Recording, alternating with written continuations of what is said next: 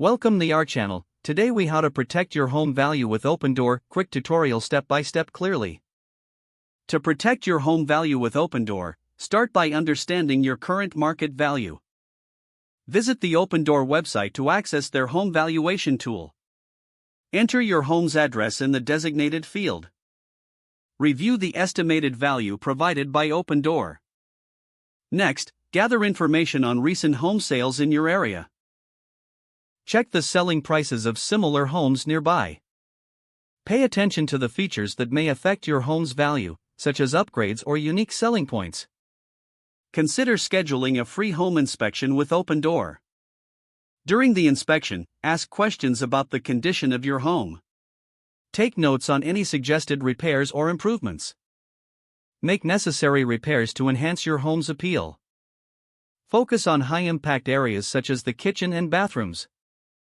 Enhancing curb appeal can also make a significant difference. Trim trees, maintain the lawn, and freshen up the entryway. Create a timeline for future updates to keep your home in top shape. Regular maintenance can prevent small issues from becoming costly problems. Consider using Opendoor's services for a seamless selling experience. If you decide to sell, request a cash offer through Opendoor. Review the offer carefully and evaluate your options.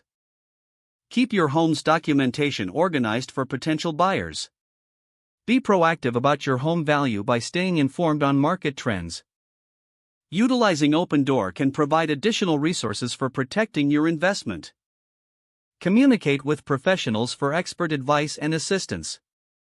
By following these steps, you can help ensure your home retains its value over time.